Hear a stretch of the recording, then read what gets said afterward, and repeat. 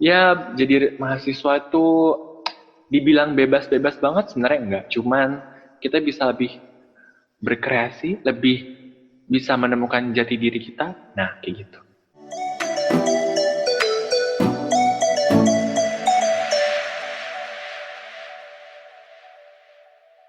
Oke, hai, selamat datang di Hello Harcha Podcast yang episode pertama. Di episode kali ini, sesuai janji aku yang kemarin, aku akan membahas tentang dunia perkuliahan, seputar mahasiswa gitu. Harapannya sih bisa nemenin kalian di malam minggu yang sedikit maram karena kalian nggak bisa kencan kan, karena di rumah aja Sabtu ini. Dan di sini aku udah kedatangan bintang tamu yang sangat spesial karena Doi merupakan idola seluruh mahasiswa di Indonesia kayaknya ya. Udah ganteng lagi ya. Siapa dia? Langsung saja kita sambut, ini dia bintang tamu kita di episode yang pertama, Renanda Kevin Aliviano. Halo, Harca. Apa nih tadi nih, idola ya? Halo teman-teman, spesial banget nih ya kayaknya episode pertama diundang belum langsung. nyuruh kamu perkenalan loh. Oke, maaf Bunda. Silakan. Oke, Kevin. Aku panggilnya Kevin atau apa nih? Kalau misalkan baru ketemu Kevin, tapi kalau udah lama kenal mungkin bisa sayang. Oh, nggak ada yang marah, yakin? Nggak ada. Oke deh. Jadi teman-teman, di sini aku lagi sama Kevin. Mungkin Kevin bolehlah perkenalan sekarang. Oke, selamat malam teman-teman malam minggu. Salam kenal, aku Kevin, teman kelasnya Hartia. ya mahasiswa kedokteran di Universitas Brawijaya angkatan 2017. Sekarang lagi transisi ke semester 7 nih. Oh gitu ya. Nah buat teman-teman yang belum tahu ya, jadi kenapa aku pilih Kevin, karena memang untuk membahas tema tentang mahasiswa dan khususnya mahasiswa kedokteran ini kayaknya Kevin tuh paket lengkap gitu loh, complete package.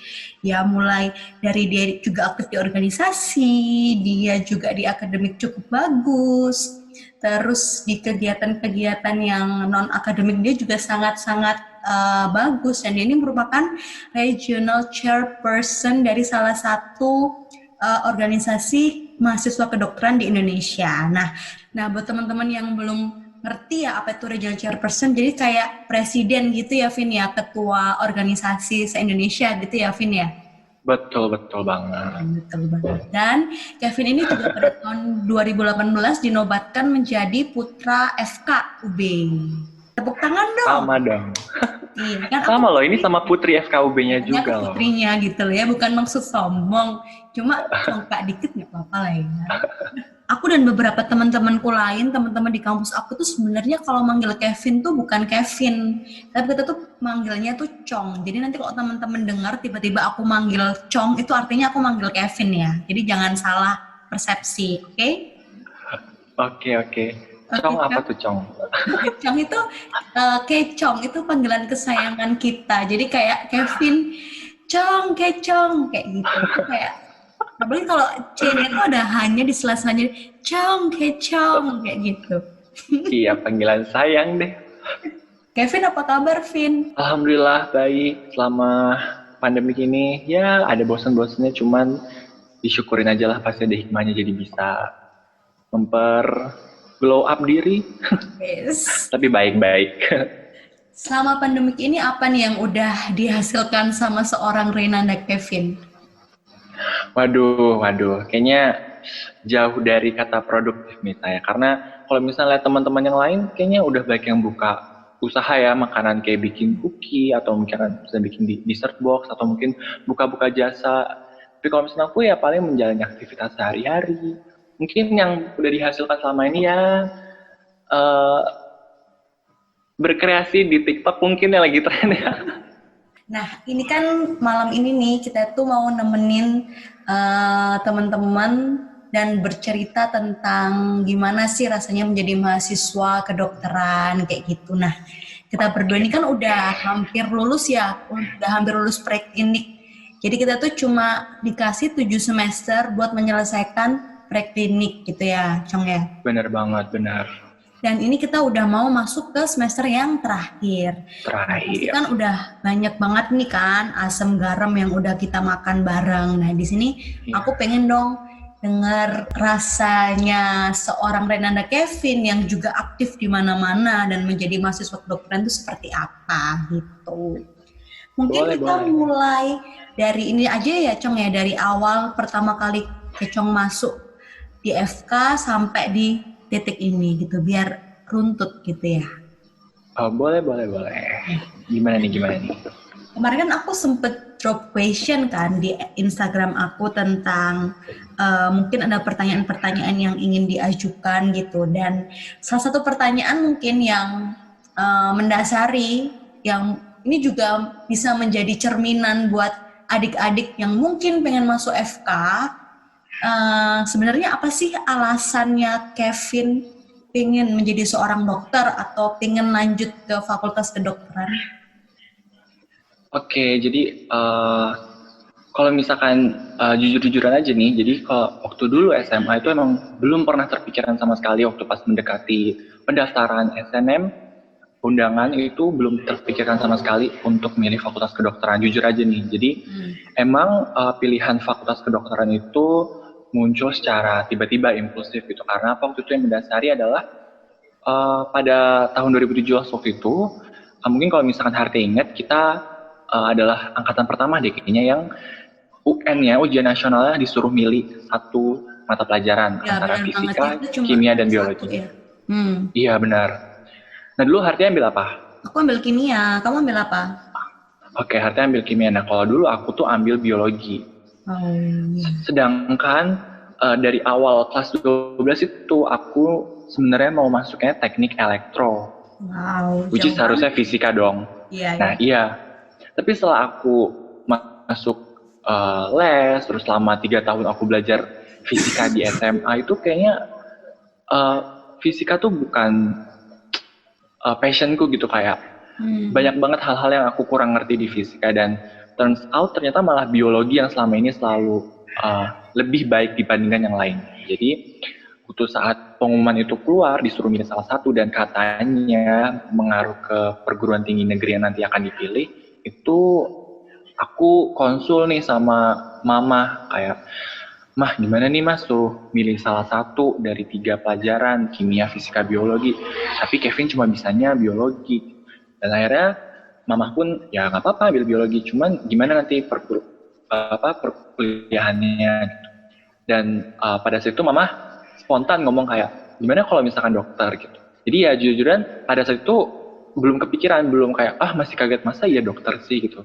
Tapi setelah aku tanya-tanya dan cari tahu juga di tempat les ke teman-teman sekitar, ternyata boleh juga deh kayaknya untuk coba lanjut ke fakultas kedokteran. Jadi ada pada saat itu aku fix ambil mata pelajaran biologi dan memantapkan pilihan pertamaku di undangan SNM dan juga di tes tulisnya di SBM-nya ambil fakultas kedokteran. Dan alhamdulillah sampai sekarang masih bisa survive terus, walaupun dengan alasan yang mungkin teman-teman bisa nangkepnya dengan berbagai perspektif ya, tapi menurutku itu bisa dibilang spontan, tapi alhamdulillah sampai sekarang pun juga aku masih bisa survive dan nggak jenuh juga gitu di fakultas kedokteran. Dan menurutku kadang petunjuk dari orang tua tuh emang benar sih.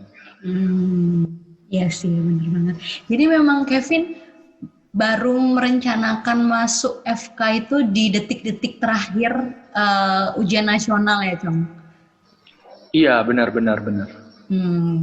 Kenapa harus dokter gitu? Apakah karena semata-mata mama menyarankan asal nyeletuk, ya udah kedokteran aja gitu? Padahal kan masih banyak jurusan lain yang juga bisa dikuasai dengan ilmu biologi gitu. Kenapa harus dokter? Apakah memang mama pengen anaknya jadi dokter, atau mungkin ada saudara yang jadi dokter sehingga memudahkan relasinya kayak gitu? Gila, itu kalau misalkan tuh terlalu tinggi nggak sih? Enggak.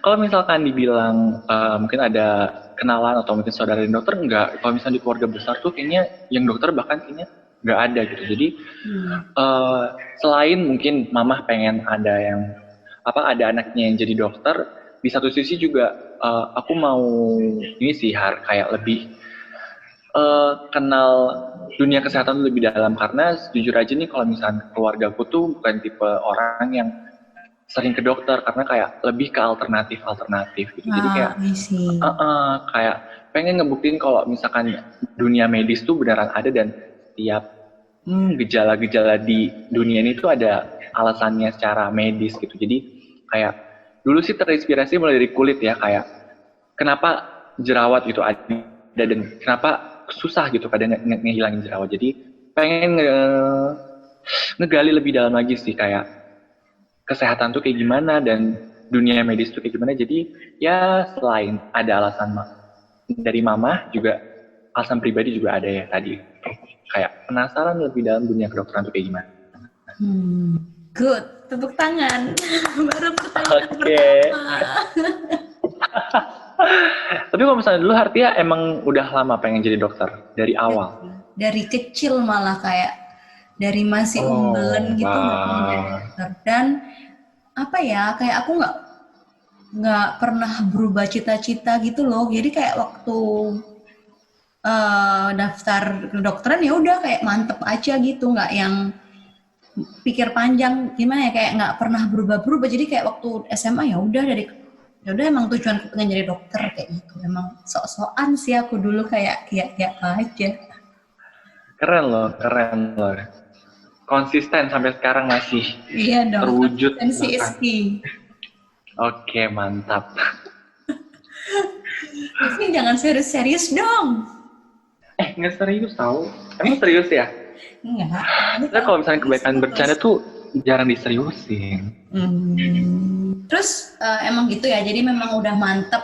Jadi karena dari SMA udah suka sama biologi, terus ternyata mama juga nyaranin dari dokter, akhirnya mantaplah pilihan kamu di FK kayak gitu. Nah, terus ini sih kayak kamu dulu masuknya lewat jalur apa nih?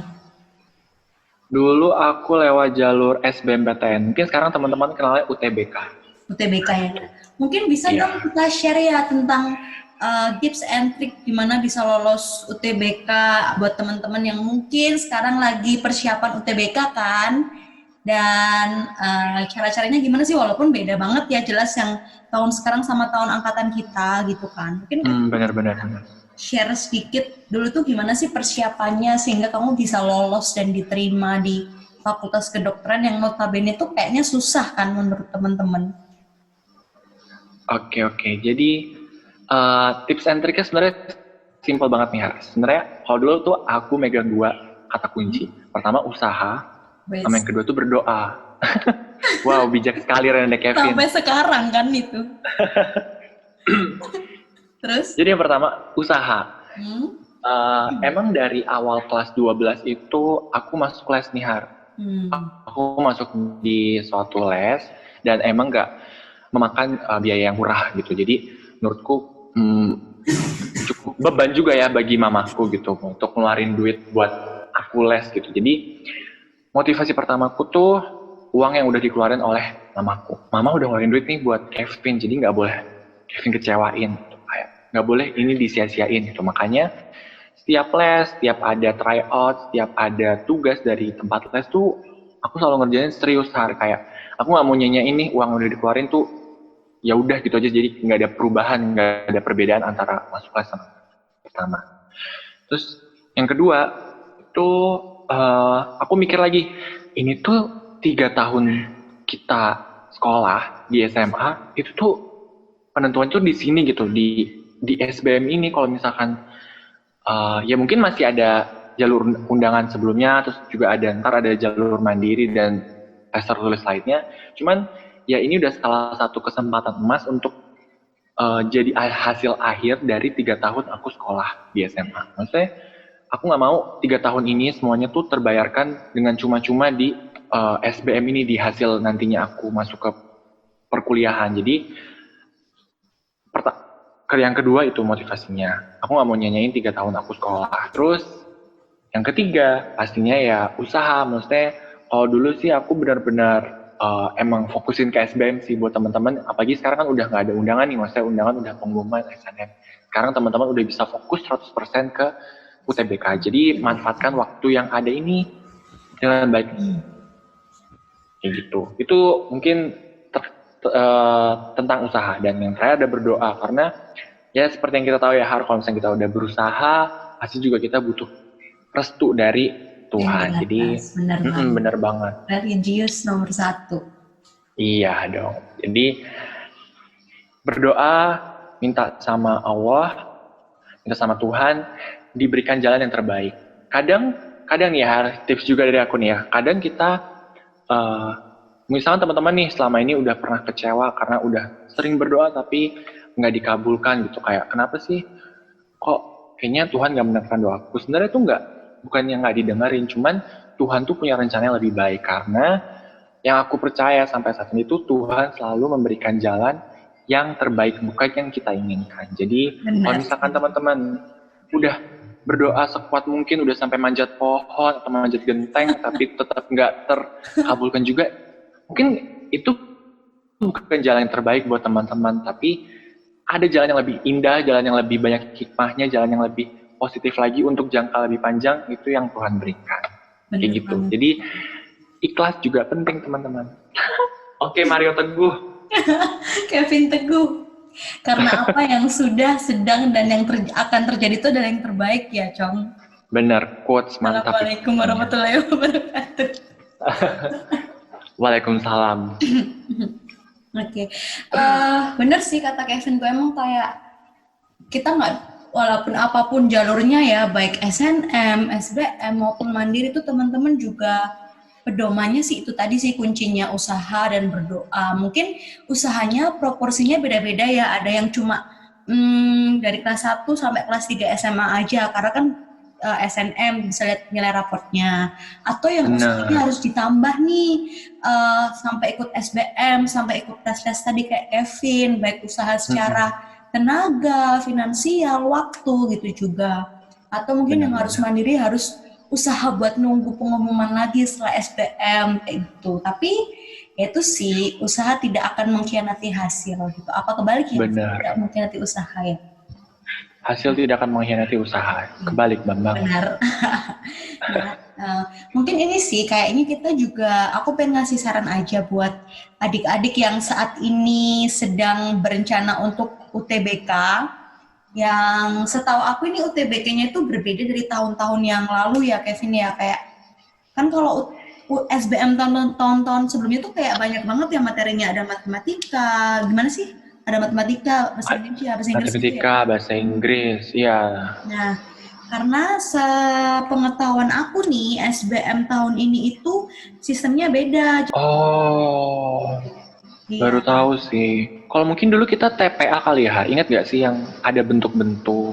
Nah, itu aku. Terus nah, saya di sini aku belum pernah merasakan bagaimana SBM. Oh iya. Kalau misalnya teman-teman nggak tahu, Kak Hartia ini dulu diterima jalur SNM atau undangan. Jadi ya, amin. Oh iya, benar-benar.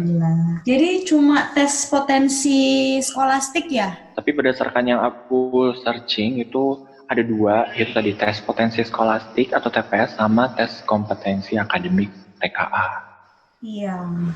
Jadi kayak tes potensi skolastik itu dia itu tujuannya untuk melihat si calon peserta didik nanti itu dinilai secara logikanya, cara dia menganalisis kayak gitu-gitu.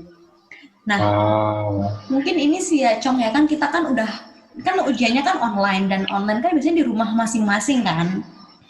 Benar-benar. Jadi kayak pengawasannya itu kurang gitu. Mungkin aku bisa sharing sedikit sih, dari kita kan beberapa waktu lalu juga sempat ujian online kan ya, Cong ya? Iya benar, UAS kita online. UAS, UTS juga kita online sejak pandemi. Yeah. Mungkin ini sih yang perlu teman-teman persiapkan. Yang pertama memang nggak bisa dipungkiri terkait ini ya, jaringan ya, kuota internet. Benar-benar. Sangat penting banget. Dan nanti itu teman-teman bakal ada 4 sesi, kalau nggak salah 4 sesi yang bakal dipisah. Dan teman-teman tuh harus paham gitu teman-teman di sesi mana, dan usahakan tepat waktu. Dan yang paling penting ini sih, kayak karena kita ini basisnya udah online, itu kan akan mempermudah teman-teman untuk mengakses jawaban kan, ya nggak sih? Ya. Benar. Nah, tapi disadari atau tidak dengan teman-teman itu menerapkan hal itu di pikiran teman-teman, itu akan membuat teman-teman tuh jadi nggak percaya diri. Jadi kayak sebenarnya teman-teman udah ngerti nih jawabannya, tapi kalau teman-teman menggantungkan aku bisa cari jawaban lain gitu, akhirnya kalian nge-search nyari jawabannya dan waktunya habis buat nyari. Padahal sebenarnya kalian tuh bisa kayak gitu. Gimana ya ngomongnya? Paham nggak sih Cong maksud aku? Paham. Jadi bener banget sih tips dari Hartia, kayak kita nggak bisa ngandelin kesempatan yang ada karena kejujuran juga penting. Dan walaupun mungkin sistem tidak mendeteksi suatu kecurangan ya yang mungkin teman-teman lakuin, cuma yang tadi aku balikin ke prinsipnya kayak ada yang di atas sana yang bisa ngelihat dan menilai seberapa besar usaha kita gitu. Bener banget, karena itu iya sih, karena ada hukum sebab akibatnya lah gitu, apalagi ini kan yang sangat-sangat menentukan. Harusnya usaha teman-teman buat ikutan ini tuh jauh lebih besar lagi di tengah-tengah kondisi pandemi seperti ini. Jadi jangan ngambil celah-celah gitu ya, kayak mumpung gitu, itu sangat disayangkan banget. Nah, oke, kita langsung next ke pertanyaan selanjutnya ya, Cong. Oke. Ada beberapa kemarin tuh question tentang, Kak, aku tuh pengen sebenarnya masuk FK, tapi kok aku tuh lihat biayanya tuh mahal ya. Nah, gimana sih Kak gitu cara mengatasi pengen punya mimpi jadi dokter, tapi tahu nih biayanya mahal kayak gitu. Nah, Kevin ada tanggapan nggak soal hal ini? Oke, terkait finansial ya, memang mungkin buat sebagian besar emang nggak bisa dipungkiri deh, maksudnya nggak bisa tertolak, mungkin ya biaya kuliah di Fakultas Kedokteran tuh mungkin bisa dibilang sedikit lebih mahal dibandingkan fakultas yang lain. Setuju apa nggak tuh, Har? Ya, aku setuju banget. Karena memang pada kenyataannya seperti itu ya, kita nggak mengada-ngada. Iya, jadi tapi yang teman perlu tahu juga, mungkin yang aku sharing aja dari pengalamanku, tapi setahuku di setiap universitas di Indonesia tuh sistemnya beda-beda. Kalau misalkan di UB sendiri, di FKUB sendiri itu uang semesternya atau UKT-nya itu disesuaikan dengan penghasilan orang tua masing-masing nih teman-teman. Jadi nanti akan dibagi menjadi 6 tingkatan. Tingkat 1 sampai 6. Dan tingkat 1 itu untuk penerima bidik misi atau mungkin teman-teman yang berkebutuhan khusus, dan yang tingkat 6 itu yang paling mahal. Jadi teman-teman kalau misalkan ragu atau mungkin khawatir terkait UKT atau uang semesternya, teman-teman bisa jujur dan teman-teman bisa mengisi formulir untuk UKT-nya, pendaftaran UKT-nya itu sesuai dengan kondisi teman-teman. Dan ini pastinya juga harus dikonsulkan ke orang tua masing-masing teman-teman. Karena ya pasti juga kita nggak bisa nolak ya, kalau misalnya ngebiayain kita selama ini ya masih orang tua masing-masing. Benar banget. Jadi, ya. Dan tapi ini sih sejak tahun 2015 kemarin itu sistem UKT kita tuh berubah, Kevin. Jadi kayak yang dulunya nih teman-teman kalau udah bayar UKT, teman-teman masih harus bayar uang praktikum, masih harus beli mayat misalnya buat praktek kayak gitu-gitu. Nah, sistem UKT yang sekarang tuh sudah include semuanya kayak gitu. Iya benar-benar. Dan karena ada subsidi silang, jadi mungkin buat teman-teman yang memang penghasilan orang tuanya tidak banyak, itu bisa disubsidi sama teman-teman yang berpenghasilan lebih. Jadi kayak saling mensubsidi satu sama lain kayak gitu. Dan kalau memang teman-teman pingin aku percaya aja sih, kayak kalau memang teman-teman punya yang dari kata Kevin ada usahanya, udah doa dan memang udah jalannya, itu pasti bakal dikasih kemudahan. Teman-teman juga bisa cari beasiswa di kuliah nanti, karena kalau teman-teman udah di kuliahan itu kayak kalian tuh bakal dihadapkan sama banyak-banyak peluang gitu loh, baik peluang secara akademis, non-akademis, baik dan juga peluang secara finansial kayak gitu. Benar banget. Karena nggak jarang lah, dan nggak dikit teman angkatan kita yang dapat beasiswa nggak sih, kayak bantuan dari pihak eksternal maupun pihak UB sendiri gitu. Jadi itu sih teman-teman. Jadi kalau misal udah jalannya dan udah emang ini takdirnya, juga pasti akan banyak kemudahan-kemudahan yang muncul tanpa kita ekspektasikan sebelumnya. Bener banget. Bener. Nah, terus aku mau tanya deh, ini agak di luar kedokteran ya. Gimana sih rasanya jadi mahasiswa, Cong? Enak nggak? Seru nggak? Atau apakah ada perbedaannya? Pasti sih, pasti ada perbedaannya setelah Kevin lulus SMA dan menjadi seorang mahasiswa. Gimana nih? Oke, jadi mahasiswa ya.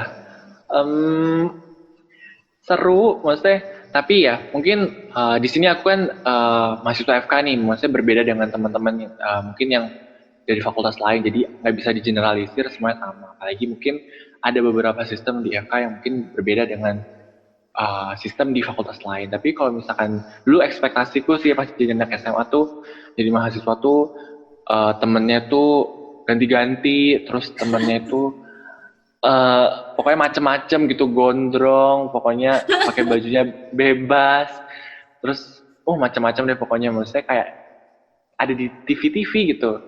Tapi begitu masuk FK dan menjalani sampai sekarang udah tingkat 4, kalau misalkan di FK UB sendiri tuh sebenarnya enggak sistemnya untuk sistem pembelajarannya. Pertama di sistem pembelajaran dulu tuh nggak jauh beda kayak sekolah, karena kita sampai lulus sama terus kan ya, temennya satu kelas, nggak di rolling.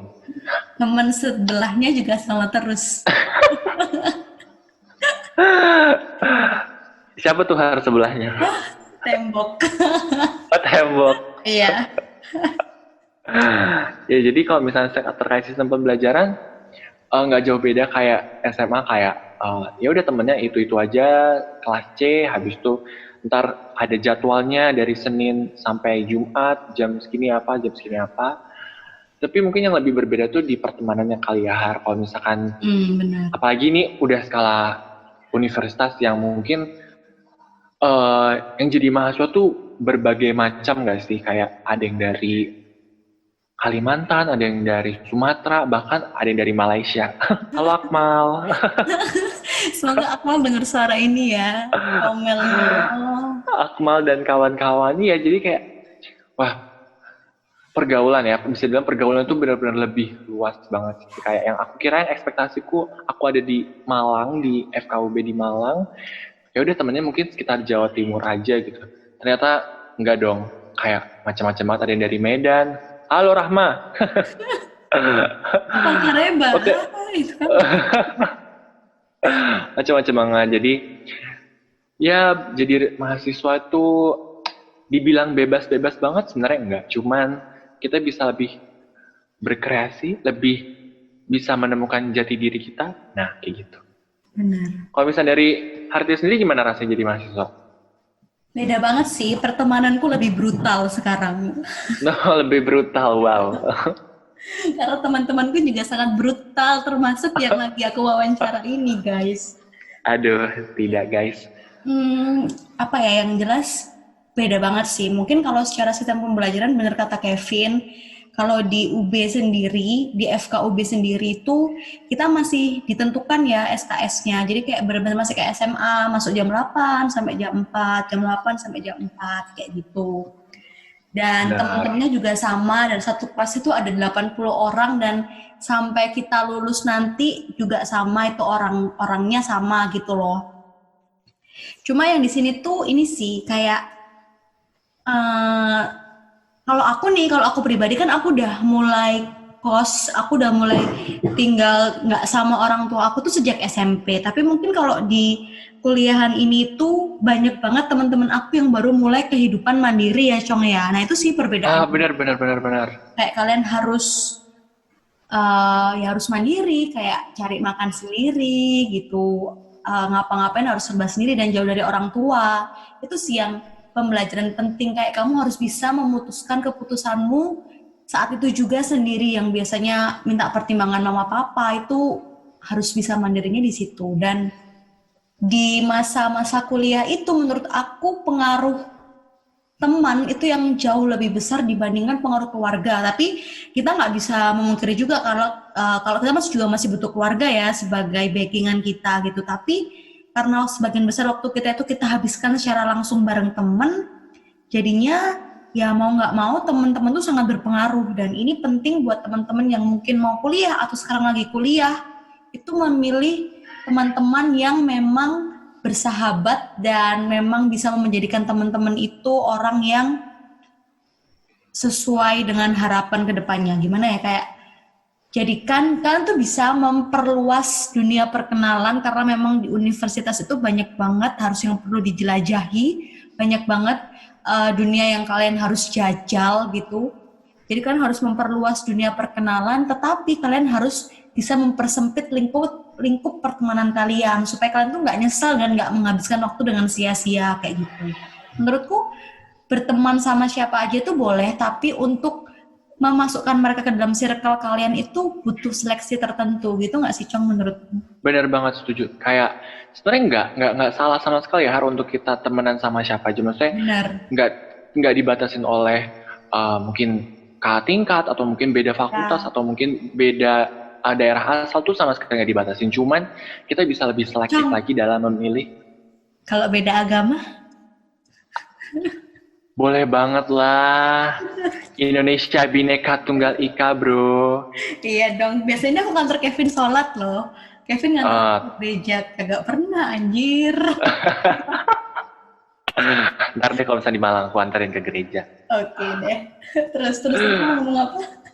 Oke, berarti menurut saya intinya sama sekali nggak salah teman-teman untuk teman-teman memperluas wawasan teman-teman, koneksi teman-teman itu sama sekali nggak salah. Cuman yang teman-teman perlu perhatikan yang nantinya, misalnya adik-adik nih udah masuk ke dunia perkuliahan, yang teman-teman perlu siapkan dan teman-teman perlu perhatikan adalah bagaimana teman-teman lebih selektif lagi dalam memilih orang untuk menjadi peer group. Apa tuh peer group tuh? Tadi benar kata Hartia, circle. Jadi kayak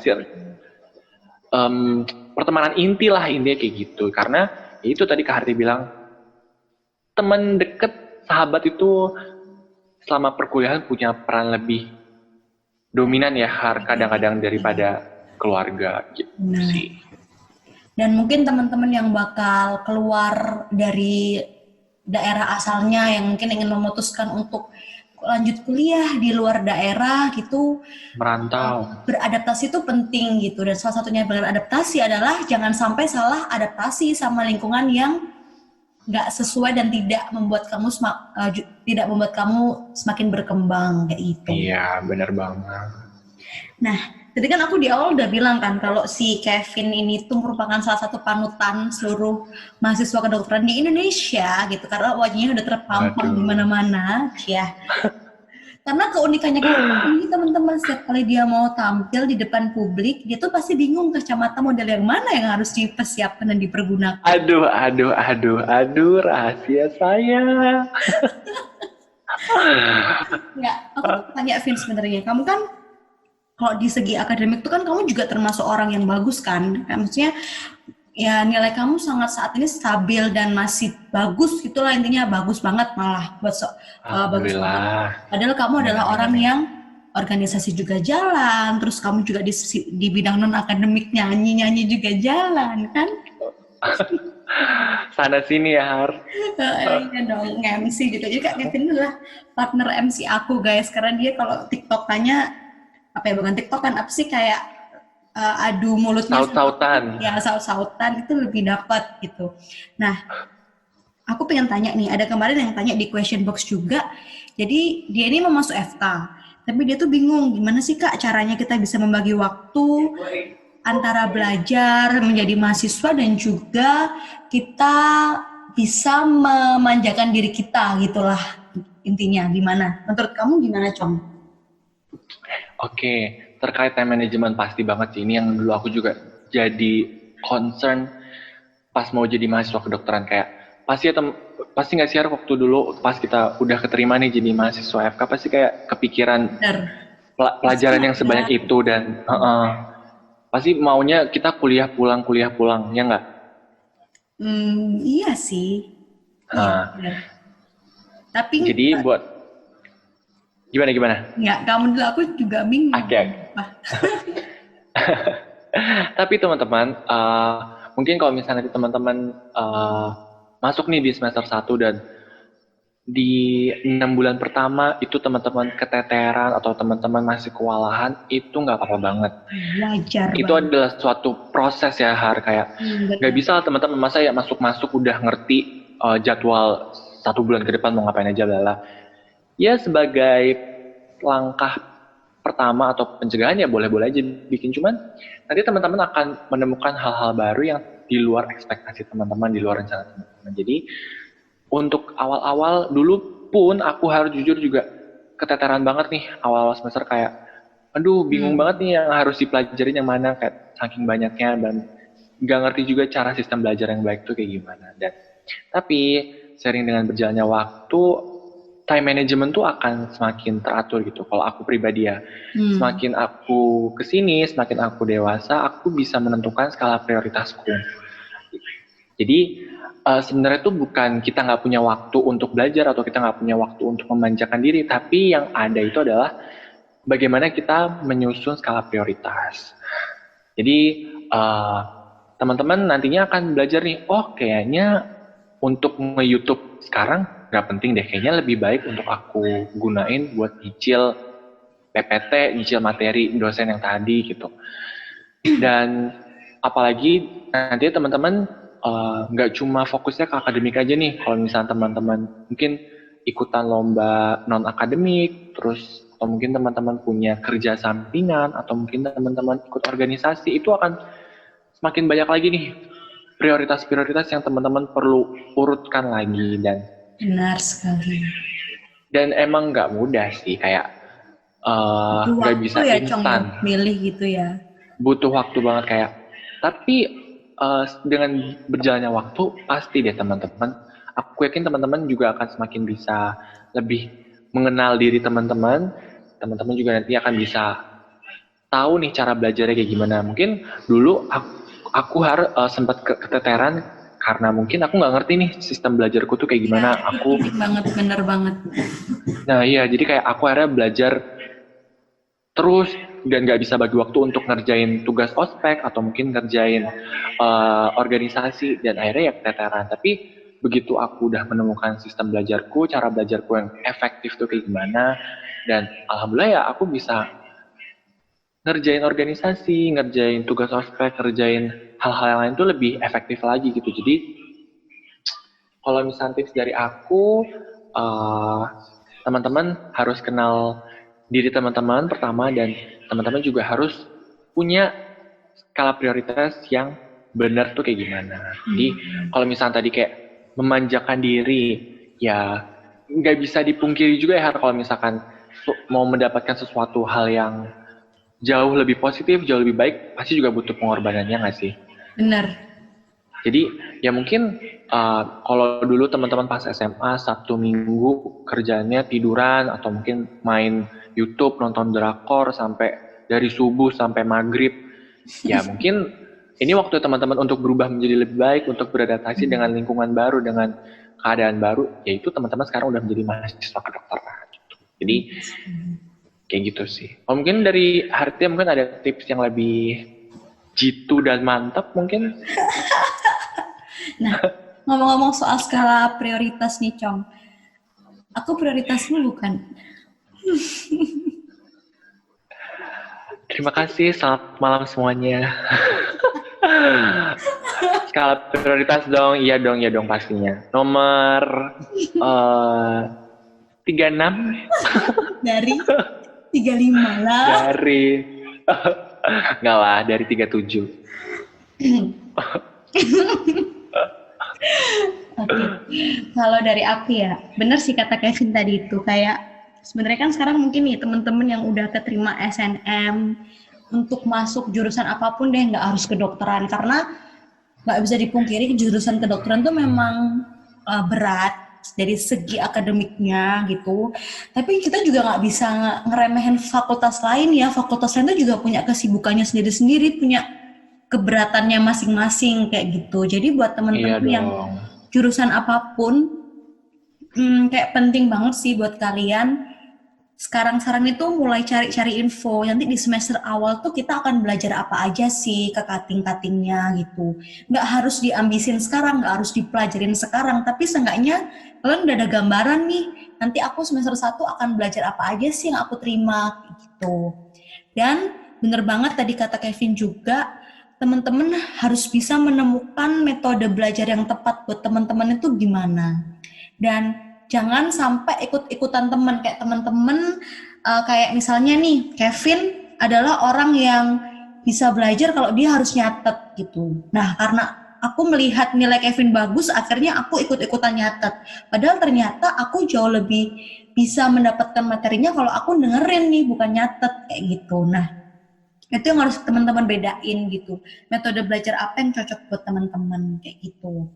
Dan untuk skala prioritas, benar sih, seiring berjalannya usia, semakin kita dewasa dan semakin banyak hal-hal yang terpapar ke kita nih, kita tuh jadi bisa menentukan mana yang penting, mana yang enggak kayak gitu. Tapi tuh lagi-lagi itu tergantung orang ya Kevin ya, kayak kita nggak bisa menyamaratakan orang yang satu dengan orang yang kedua. Ini tuh punya skala prioritas yang sama kayak gitu. Iya. Dan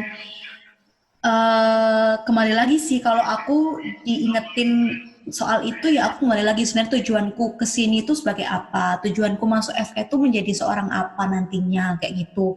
Dan itu yang menjadi prinsip kita untuk menentukan skala prioritas seperti itu. Dan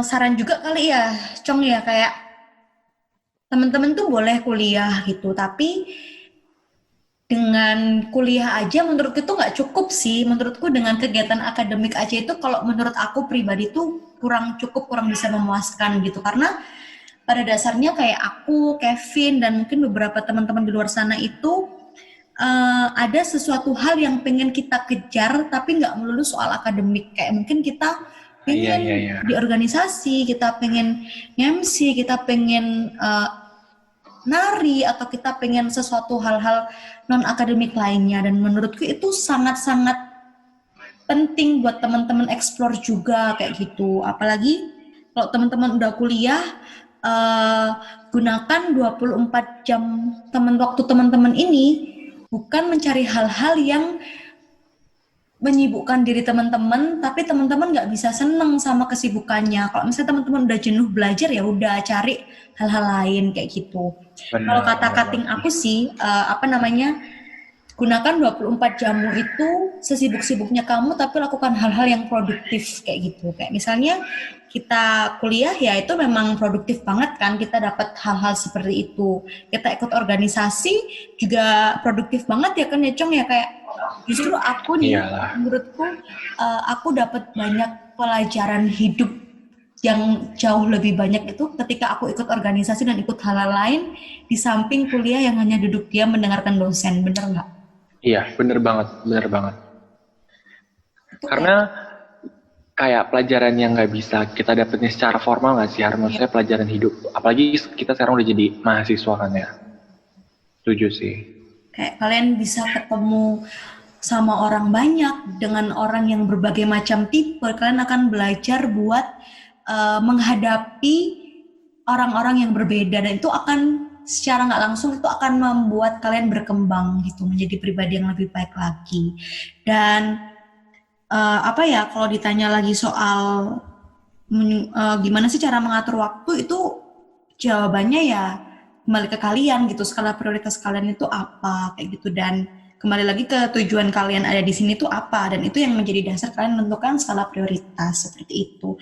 Kita sebagai anak FK masih sempet pijet kan ya Cong ya, masih bisa pijet kan? Masih. Terakhir kita pijet kapan hari, enak banget itu. Habis kita kehujanan ngambil itu kan? Iya bener banget. Bisa pijet, kita masih bisa ke salon, kita masih bisa nonton bioskop. Masih bisa ke McD. Bener, masih bisa ke Burger King. Tengah malam kayak gitu masih bisa kok. Jadi nggak usah takut kalian nggak punya waktu untuk memanjakan diri, karena pasti ada waktunya kalau kalian benar-benar bisa melakukan hal-hal yang produktif, nggak sok sibuk kayak gitu ya Cong ya. Iya benar banget. Atau mungkin sedikit tips deh dari aku. Mungkin kalau misalkan teman-teman nih Iya Kak, aku tahu sih skala prioritas, tapi aku sendiri tuh juga bingung nih ngeurutin skala prioritas kayak gimana. Nah, mungkin sedikit tips kali ya. Dulu aku nih terapin sih di semester 1 dan semester 2. Aku ini sih aku buat to-do list dan aku tempel di lemari atau di pintu.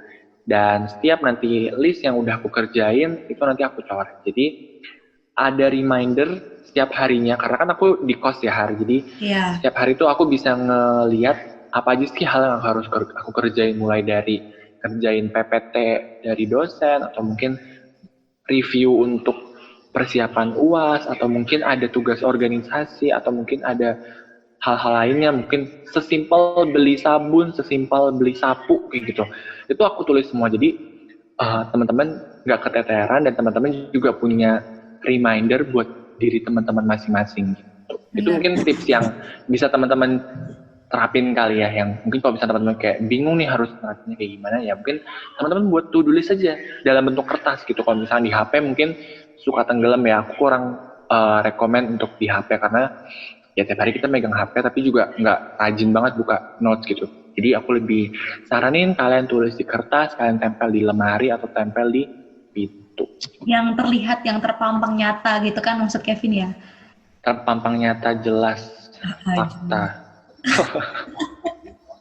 Iya, bener sih itu.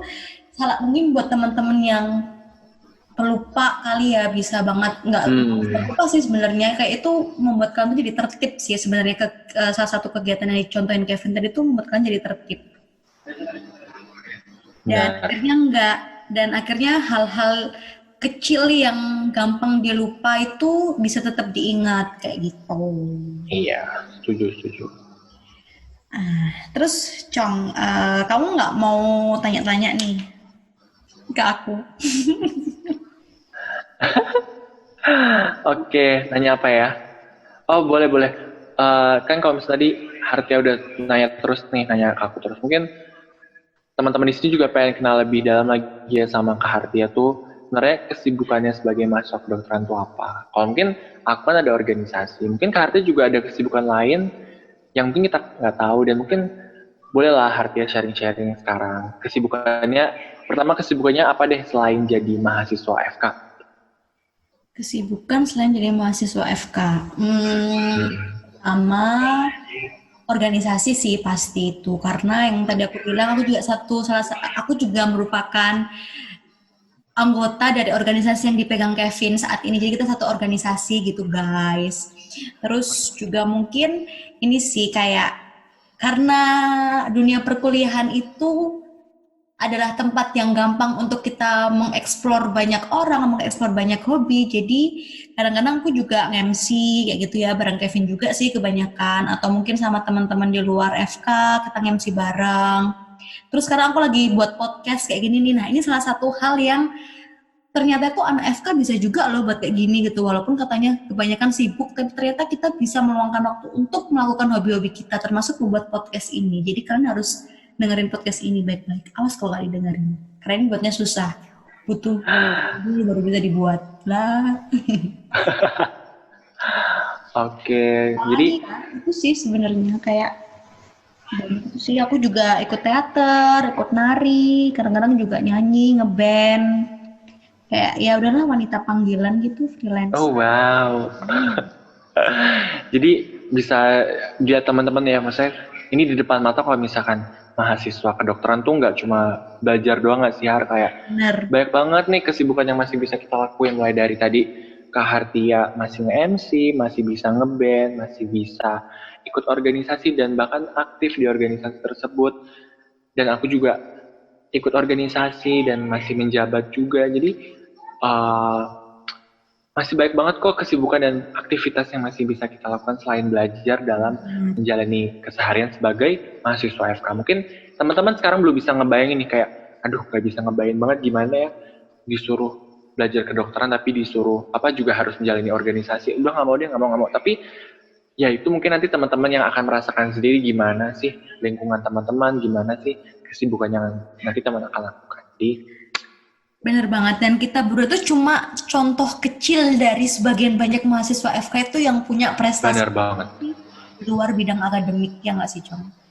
Ada yang benar. selebgram, seleb TikTok, itu tuh banyak banget guys. Ada yang jadi Putri Iya. Indonesia juga, Miss Indonesia, macam-macam kok. Dan Jadi baik banget. banyak banget. Terus ini Cong, kayak tolong jelasin deh. Jadi banyak banget yang tanya sebenarnya kalau kita mau jadi dokter itu hal-hal yang harus kita tempuh itu apa aja sih Kak? Kayak pendidikannya berapa tahun, terus setelah kita sarjana kita harus apa, seperti itu. Oh, oke. Mungkin kalau misalnya Hartia mungkin sering dengar juga kali kalau misalnya kita masuk FK nih, lulus sudah tua tinggal nikah gitu. Ya sebenarnya nggak 100% benar tapi nggak 100% salah juga gitu karena kalau misalkan kita hitung-hitung lagi nih, ya emang bisa dibilang untuk menjadi dapat gelar dokter itu bisa dibilang lebih lama ya daripada fakultas yang lain untuk menjadi dapat sarjananya, ya nggak sih? Kayak lama. jadi step-stepnya teman-teman, pertama kita jadi mahasiswa dulu nih. Mahasiswa kita dibagi jadi dua, ada mahasiswa preklinik 3,5 tahun pertama, 3,5 sampai 4 tahun pertama, nanti lanjut ke koas. Mungkin teman-teman udah pernah dengar koas ya, nanti di rumah sakit itu selama kurang lebih 2 tahun. Jadi kita tuh sebagai mahasiswa kedokteran itu nanti ada waktu sekitar yaitu 5,5 tahun, 5,5 sampai 6 tahun. Habis itu setelah kita koas, nantinya kita akan lanjut ke ujian nasionalnya dokter. Jadi ada namanya UKMPPD. Jadi kalau misalkan teman-teman nggak lulus di ujian tersebut, teman-teman nggak bisa dapat gelar dokter. Kalau misalkan teman-teman udah lulus, teman-teman nanti akan disumpah dan diberi gelar dokter dan lanjut ke internship atau magang selama kurang lebih 1 tahun. Benar banget. Nah, mungkin teman-teman bingung nih, kalau misalkan nggak mau koas boleh nggak sih Kak gitu? Apakah tetap dapat dokter gitu? Bisa teman-teman kalau misalnya teman-teman nih udah ngejalin 3,5 tahun atau 4 tahun sebagai mahasiswa preklinik, teman-teman udah skripsi, teman-teman tuh udah dapat sarjana kedokterannya nggak sih Har? Ya benar. Dan teman-teman mau lanjutin jadi ngambil gelar dokternya atau enggak itu sebenarnya terserah teman-teman ya. Jadi, tapi ya sayang aja nggak sih Har kalau misalnya kita udah di mahasiswa fakultas kedokteran tapi nggak lanjut sampai dapat DR di depan nama kita. Jadi mayoritas pasti lanjut lagi untuk lanjutkan pendidikannya sampai dapat gelar dokter. Jadi padahal itu tadi teman-teman. Justru yang di koasnya ya daripada yang di sarjana kedokterannya. Iya benar-benar. Jadi itu sih prosesnya. Jadi kalau misalnya di total kurang lebih dari kita mahasiswa baru sampai kita jadi dokter itu kurang lebih hampir 7 tahun ya Har? Ya 6-7 tahun lah. Iya. Itu baru dapat gelar dokter umum. Jadi kalau teman-teman sekarang, kalau misalnya ada bapak ibu di luar sana yang tanya, kita mahasiswa kedokteran ditanya spesialis apa, itu belum sama sekali bapak ibu. Iya. Dokter umum aja. Nanti ntar kalau misalnya mau ambil spesialis ada lagi tambahan waktunya. Iya, kalau spesialis itu jangka waktunya beda-beda. Jadi tergantung jurusan yang teman-teman ambil. Jadi tiap spesialis itu jangka waktu pembelajarannya berbeda-beda. Betul.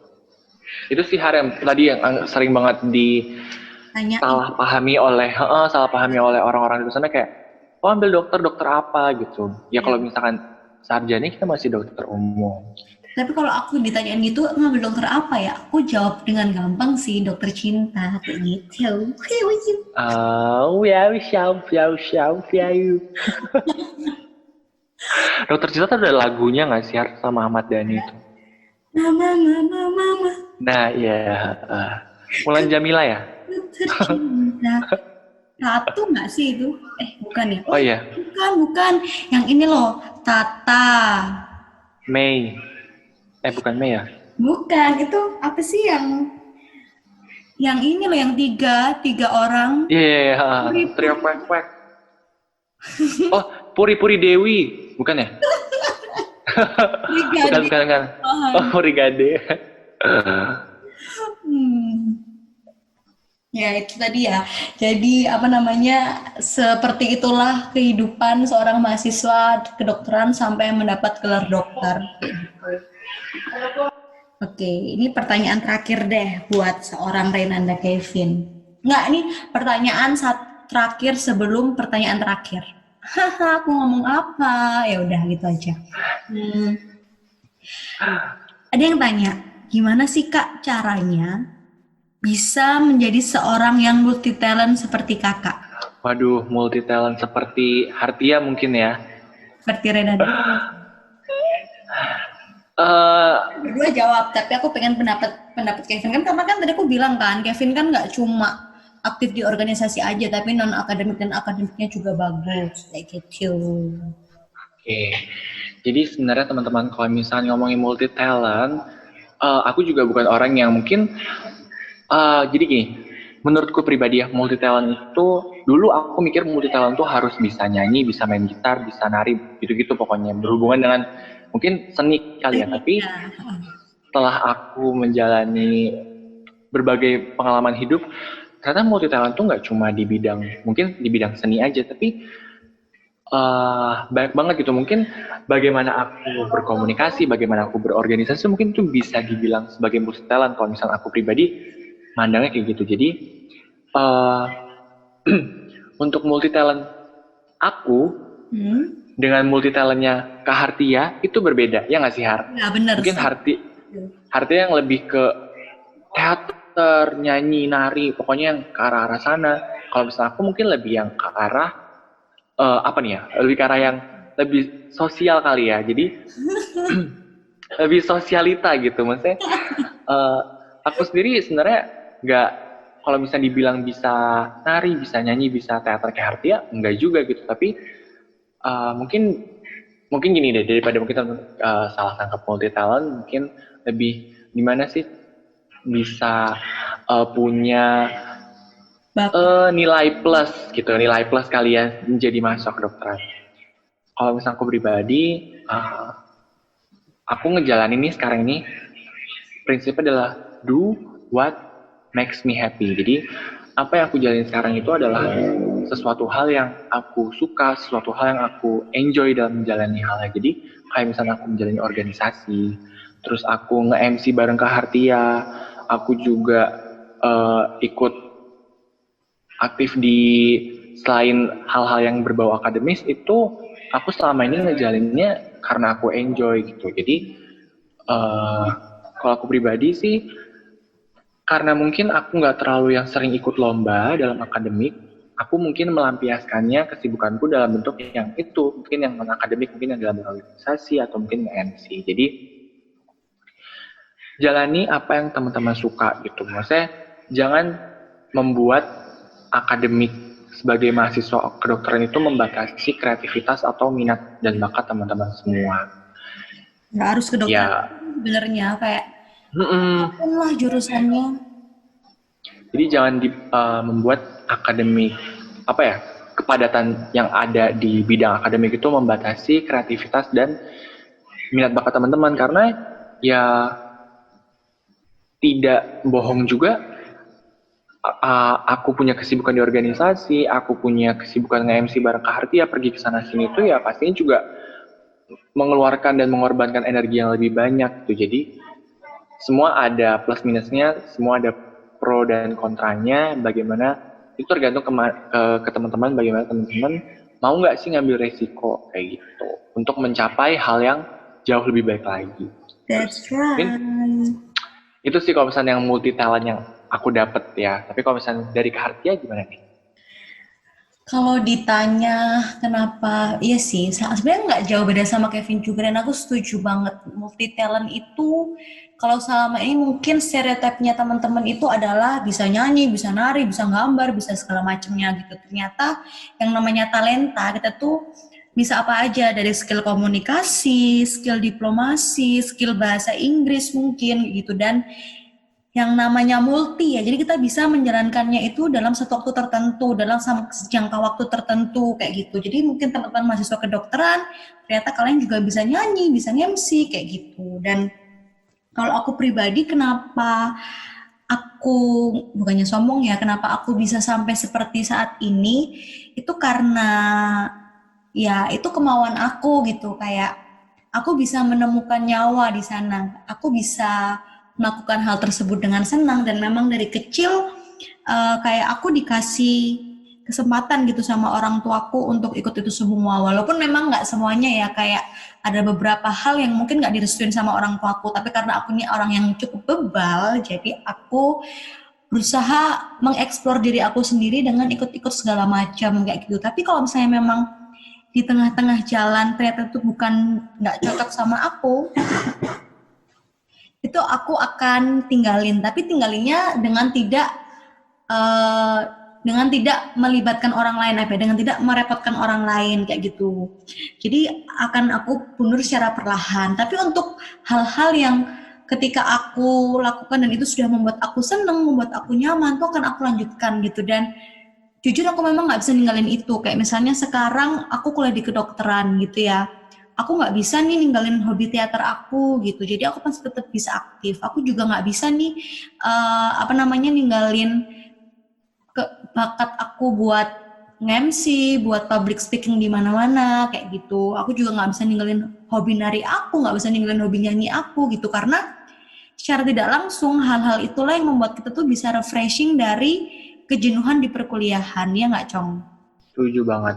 Karena ya setiap orang punya cara yang masing-masing nggak sih Har, untuk melampiaskan kejenuhannya. Kayak Benar sekali. ya mungkin kita punya cara yang berbeda dalam melampiaskan kejenuhan. Mungkin ada yang Hartia dengan cara nge-MC, aku dengan cara berorganisasi, Hartia dengan cara teater, berorganisasi juga. Mungkin ada orang-orang yang melampiaskan kejenuhan dengan buat karya-karya publikasi, atau mungkin bikin konten di YouTube, atau mungkin bikin konten di Spotify atau di YouTube kayak gitu. Jadi tapi jangan ini aja, nyusah di depan orang aja kalau lagi nggak ada. itu sih. Jadi intinya cara orang dalam melampiaskan kejenuhan dan Beda-beda. mengaplikasikan kesibukannya beda-beda. Dan percaya nggak percaya ya, dengan hobi-hobi tadi itu bisa menjadi salah satu sumber penghasilan kita sebagai mahasiswa. Itu sih. Iya, setuju. Kita bisa mendapatkan sedikit banyak penghasilan dari situ ya. Memang nggak sebanyak kalau kita udah kerja yang udah profesional gitu, tapi lumayan lah nilainya ya, Cong ya. Iya. Mungkin kita nggak bisa ngeliat dari nominal, tapi kita bisa ngeliat dari pengalamannya nggak sih? Kayak kita tahu nih betapa susahnya untuk mendapatkan duit sebesar segitu. Kayak banyak banget pengorbanan. Harus datang pagi-pagi. Bangun jam 4 pagi. Panas-panas, dapat nasi. Panas-panas. Tapi seru. Tapi seru banget gitu. Dan semakin banyak yang kayak gitu tuh kita semakin terlatih ya, Cong ya. Akhirnya kita juga semakin banyak yang manggil lah. Iya. Tahan banting bosku. Nah, itu sih penting banget pokoknya buat temen-temen, selain kalian belajar, kalian juga harus mengeksplor hobi-hobi kalian tuh apa aja. Mungkin kalau memang kalian hobinya adalah belajar, bisa ditambah cari lomba-lomba di selain perkuliahan kayak gitu. Jadi jangan cuma kuliah doang, karena sayang banget itu kalian menghabiskan hampir 4 tahun hanya untuk duduk diam mendengarkan dan pulang. Benar. Oke deh, karena kayaknya ini udah cukup lama juga perbincangan kita, daripada kalian bosen. Semoga tidak. Enggak dong. Enggak dong, kan sama kakak Kevin di sini. Bukan gitu. Nah, aku pengen denger deh satu statement terakhir dari Kevin. Oke, buat pendengar ya Har. Iyalah, masa buat aku? Itu kan Iya. layar. Oke, jadi buat teman-teman pendengar Hello Harca Podcast, khususnya nih teman-teman yang mungkin tertarik dengan dunia fakultas kedokteran, atau mungkin mahasiswa baru atau mahasiswa tingkat awal-awal di fakultas kedokteran yang lagi nyari inspirasi atau mungkin lagi nyari motivasi untuk lebih kuat lagi dan bisa lebih bertahan sampai akhir nanti. Semoga sharing-sharingan dari aku dan Kak Hartia tadi bisa menjawab, bisa menambah pengetahuan teman-teman lebih luas lagi terkait gimana sih selama ini kita survive sampai detik ini sebagai mahasiswa kedokteran dengan berbagai macam kesibukan yang ada. Dan pesannya lagi buat teman-teman semua, intinya tadi sih teman-teman harus tentuin dulu motivasi dan tujuan teman-teman di sini itu apa. Selanjutnya, kalau misalnya teman-teman udah nentuin rencana, teman-teman harus lakukan dengan 2 prinsip yang tadi aku pegang.